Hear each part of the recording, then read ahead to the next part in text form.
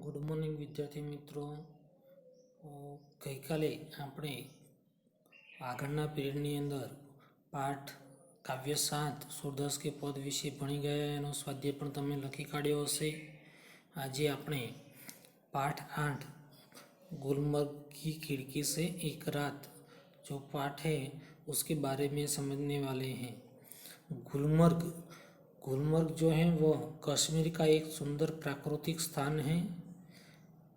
ये जो लेख है उसमें बड़ी आत्मीयता के से लेखक ने यहाँ की प्राकृतिक शोभा और वहाँ के अपने अनुभवों के बारे में हमें बताने का प्रयत्न किया है. इस पाठ के लेखक का नाम है मोहन राकेश. मोहन राकेश का जन्म पंजाब जालंधर में हुआ था. इनके पिता व्यवसाय से वकील थे, परंतु उनकी साहित्य में बहुत रुचि थी. अतः राकेश को बचपन से ही घर में पर्याप्त साहित्यिक वातावरण प्राप्त हुआ. इन्होंने हिंदी, संस्कृत, एमए तक की शिक्षा पढ़ाई प्राप्त की. इसके बाद उन्होंने जालंधर हिंदी विद्यापीठ के अध्यक्ष के रूप में अध्यापन कार्य किया. कुछ समय बाद उन्होंने सारिका, कहानी पत्रिका आदि का स्वतंत्र लेखन करते रहे और साथ साथ उपन्यास और नाटक भी लिखते रहे. इनकी प्रमुख रचनाओं में इंसान के खंडहर, नए बादल, एक और आदमी आदि कहानियाँ, अंधेरे बंद कमरे में, न आने वाला कल उन्होंने उपन्यास लिखे हैं. आषाढ़ का एक दिन, आधे अधूरे, लहरों के राजंश इनके प्रसिद्ध नाटक हैं. और मोहन राकेश मूलतः एक सफल कहानीकार के रूप में तथा नाटककार के रूप में जाने जाते हैं. ये जो पाठ है उस पाठ का साहित्य प्रकार है वृत्तांत, यात्रा वृत्तांत. ये जो गुलमर्ग की खिड़की से एक रात, उन्होंने एक यात्रा वृत्तांत लिखा था, परिवेश, उनमें से ये लिया गया है. इस वृत्तांत में मोहन राकेश ने गुलमर्ग के प्राकृतिक जो सौंदर्य है उन सौंदर्य का विवरण यहाँ प्रस्तुत किया है. गुलमर्ग का सारा वातावरण इनको अपने में समाया हुआ लगता है. गुलमर्ग की एक रात का अकल्पनीय सौंदर्य इनसे भुलाया नहीं जाता. तो विद्यार्थी मित्रों, अब हम इसका जो भावार्थ है समझने का प्रयत्न करेंगे. कुछ जगहें होती हैं जिन्हें आँख एक बार देखती है तो चौंक उठती है, फिर धीरे धीरे परिचित होकर उदासीन हो जाती है. गुलमर्ग ऐसी जगह नहीं है. तो यहाँ पर जो उदासीन शब्द है इसका अर्थ होता है अनमना. और गुलमर्ग जो है वह क्या है? गुलमर्ग कश्मीर का एक स्थल है. तो लेखक कहते हैं कि कई ऐसी जगह होती हैं जिन्हें हम एक बार देख लेते हैं तो चौंक उठते हैं और धीरे धीरे उनसे परिचित हो जाने पर हमें वहाँ जाने का मन नहीं करता. तो गुलमर्ग जो है वह ऐसी जगह नहीं है. क्यों ऐसी जगह नहीं है? क्योंकि वहाँ पर जाने का हमें बार बार मन होता है. लेखक कहते हैं कि मैं जब पहली बार गुलमर्ग गया तो मुझे वहाँ कुछ भी असाधारण नहीं लगा. एक वहाँ पर खुला सपाट मैदान है, देवदार के घने झुरमुट है, झुरमुट यानी पेड़ पौधों का समूह. और बस तब मैं घंटों भर सारा गुलमर्ग दिखाया था. लेखक पहली बार जब वहाँ गुलमर्ग में गए तो वहाँ उन्हें कुछ ऐसा देखने जैसा नहीं लगा. तो उन्होंने जो देखा उनका वर्णन उन्होंने किया कि वहाँ पर एक खुला मैदान है, देवदार के घने पेड़ पौधों का समूह है, और तब मैं घंटे भर में सारा गुलमर्ग दिखाया था. यानी कि एक ही दिन में पूरा गुलमर्ग देखकर आ गई थी. मगर जब मैं महीनों वहाँ रहने पर एहसास यानी अनुभव, एहसास यानी अनुभव। अनुभव हुआ कि पहली बार तो क्या, बाद में भी उस स्थान को पूरा नहीं देख पाया, उसे पूरा कभी नहीं दिखा जा सकता। शायद यही कारण है कि गुलमर्ग में रहकर वहाँ के साथ व्यक्ति की आत्मीयता आत्मीयता यानी कि अपनापन धीरे धीरे इतने गहरी हो जाती है कि वह अपने को उस सपाट मैदान के हिस्से के रूप में ही दिखने लगते हैं। हिस्सा यानी भाग। कांपती तितलियां, उड़ते बादलों और बर्फ से चमकती पहाड़ियों की तरह। दूसरी ओर वह पूरा विस्तार जिसमें वह स्वयं भी रहता है और उसे अपने में समाया हुआ सा लगता है। सूर्योदय, सूर्योदय यानी कि सूर्य का उदय होना, सूर्यास्त यानी कि सूर्य का अस्त होना। दोनों संध्याएं घना कोहरा, कोहरा यानी कि कुहासा यानी कि धुंधलापन, पीली धूप और सब कुछ। इसलिए जब व्यक्ति गुलमर्ग से चलता है तो एहसास होता है कि अपने से बिछड़ने का और अपने उस रूप से जो इतना परिचित होते हुए भी सदा अपरिचित बना रहता है। यानी कि जो लेखक हैं वह कहते हैं कि कई ऐसे स्थल होते हैं जो हम देखते हैं फिर भी उनसे हम अपरिचित रह जाते हैं। गुलमर्ग में सपने बनकर उगते हैं। પરીક્ષાની અંદર પૂછાય કે गुलमर्ग में क्या फूल बनकर उगते हैं, तो सपने, अथवा एम पण पूछाय परीक्षा में कि गुलमर्ग में सपने क्या बनकर उगते हैं, तो जवाब में आवशे फूल। हरियाली के आर पार लाल लाल छतों के ऊपर आकाश में आंखें मुग्ध होकर दिखती रहती हैं। फूलों में नए नए रंग भर जाते हैं। वातावरण में नई नई कोपलें फूट आती है। कोपले यानी कि नई पत्तियाँ, कोपले यानी नई नई जो पत्तियाँ हैं वह हमें नज़र आती हैं। यहाँ पर कोपले हैं तो नई नई पत्तियाँ फूट आती हैं। हर क्षण एक नए अनुभव, नए रोमांच की सृष्टि होती है। बादलों के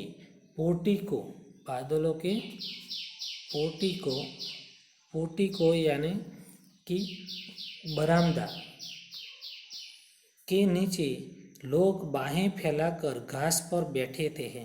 दूर दूर तक सैलानियाँ यानी कि वहाँ घूमने आने वाले लोग, सैलानियाँ यानी कि वहाँ पर घूमने के लिए आए हुए लोगों की पंक्तियाँ यानी कि कतारें घोड़े दौड़ाती नजर आती हैं।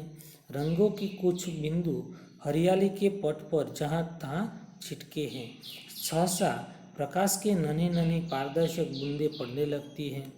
रंगीन बिंदुओं का पूरा विस्तार एक बार सिहर जाता है तो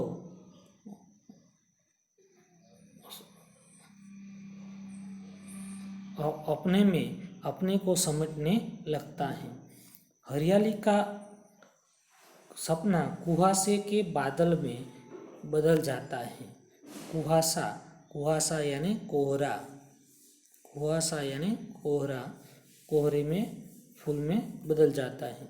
मैदान सुरमई, मैदान जो है वह सुरमई आभा ओढ़ लेता है। अब चारों तरफ धुंध ही धुंध है और बेबस होकर फैली पगदड़िया की पतली पतली नरम बाहें। पगदड़ी बेबस यानी असहाय, पगदड़ी यानी लोगों के लगातार चलने से अपने आप बना रास्ता।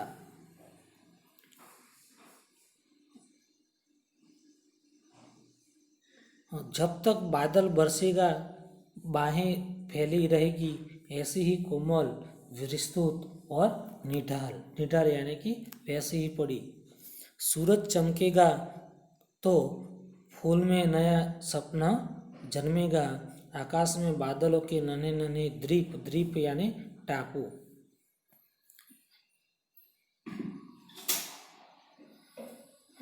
इधर उधर भटकते फिरेंगे भेड़ों और बकरियों के रेवड़, रेवड़ यानी समूह, भेड़ और बकरियों के समूह पंगड़ियों पर टक जाएंगे।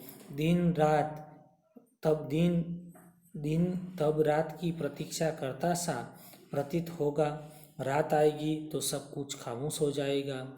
मैदान की वह खामोशी भी जो दिन के समय इतनी वाचाल होती है, वाचाल यानी मुखर बातूनी होती है, वह वाचाल हो जाती है। गुलमर्ग की वह रात मुझे कभी नहीं भूलेगी। मैं होटल की खिड़की में खड़ा था। दूर, बहुत दूर सामने से एक बरसती घटा मेरी तरफ बढ़ती आ रही थी। मैं प्रतीक्षा कर रहा था कि कब वह मुझ तक पहुँचे और मुझे अपने में लपेट ले। बरसती घटा में गिर जाने से बड़ा सुख मैंने बहुत कम जाना है। घटा ऊपर से गिर आए और व्यक्ति को छोटा करके उस पर छा जाए, यह इससे अलग स्थिति है। इस बार आती हुई घटा का हर संकेत मेरे सामने था और मैं बराबर का होकर खिड़की में खड़ा उसे बुला रहा था। आ मैं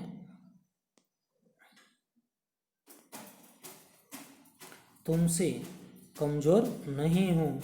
और तेज हवा थी मगर घटा तेजी से नहीं बढ़ रही थी। हालांकि तूफान बहुत उठा हुआ था और बार बार जोर की गरज होती थी जिससे धरती और आकाश की शिराएं कांप जाती थी। बार बार सामने के चित्रपट पर बिजली कांपती थी और प्रकाश का वह भयानक विस्फोट हर चीज़ को नंगा कर जाता था।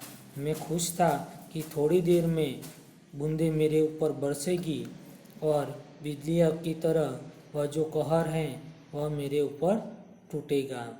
मैं बाहें फैलाकर सामने से अपने ऊपर लेने के लिए तैयार था, मगर अचानक हवा रुक गई और बढ़ता हुआ तूफान जहाँ का तहाँ ठिठक गया। ठिठक जाना यानी रुक जाना। दूर पर कटे पक्षी की तरह दम तोड़ने लगा। दम तोड़ना यानी मर जाना। बिजली की सांस रुकने लगी और मेरी भी, क्योंकि हवा के रुक जाने से मुझे भी बहुत ऊंचे आसमान से नीचे आना पड़ा था। तूफान का जोम उतर गया और उसके साथ मेरा भी। मैं उसके बराबर का कभी नहीं हो सका। वे ऐसे क्षण थे जो जीवन में एक बार ही आते हैं। गुलमर्ग में रहते हुए ऐसे क्षण हर किसी के जीवन में किसी न किसी रूप में अवश्य आते होंगे। तभी तो मुद्दत तक वहाँ रह चुकने पर भी कोई आकर्षण व्यक्ति को फिर खींचकर वहाँ ले आता है।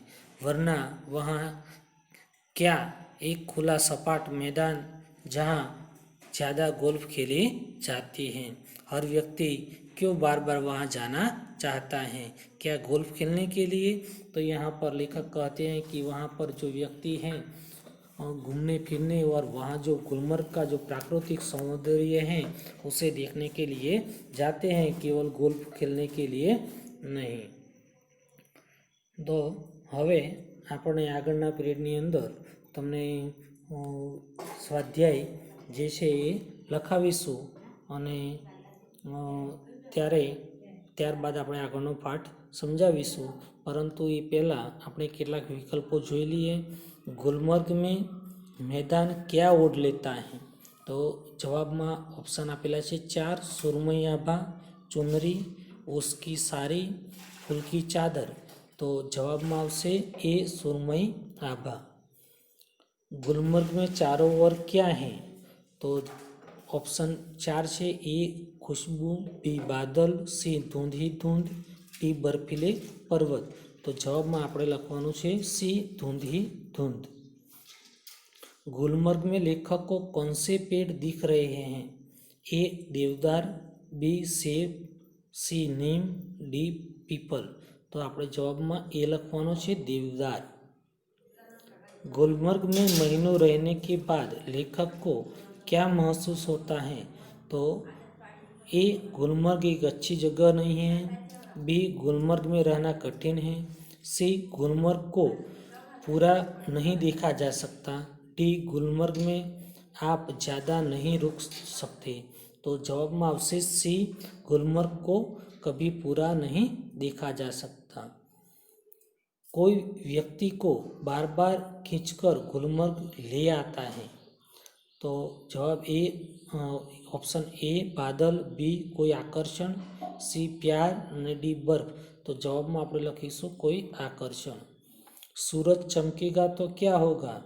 ए, फूल में से नया सपना जन्मेगा, बारिश होगी, हवा चलेगी, चांद निकलेगा।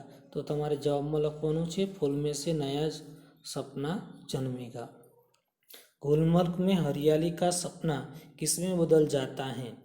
ए, घने बादल, बी गहरे समुद्र में, सी ठंडे पानी में, डी कुहासे के फूल में। तो તમારે જવાબમાં લખવાનું છે कुहासे के फूल में। कुहासा यानी कि कोहरा। जब व्यक्ति गुलमर्ग से बिछड़ता है तो क्या एहसास होता है? ए, प्यार का, बी दुख का, सी खुशी का, डी अपने से बिछड़ने का। जवाब में लखवानुं छे अपने से बिछड़ने का। गुलमर्ग में दिन क्या करता हुआ प्रतीत होगा? ए, ढलने की तैयारी, बी रात की प्रतीक्षा करता, सी नए ख्वाब सजाता, डी नई उम्मीदें जगाता। तो जवाब में बी लखवानुं छे रात की प्रतीक्षा करता। गुलमर्ग में सपने क्या बनकर उगते हैं? ए, पत्ता, बी फूल, सी पेड़ અને डी फल। तो તમારે જવાબમાં લખવાનું છે બી फूल।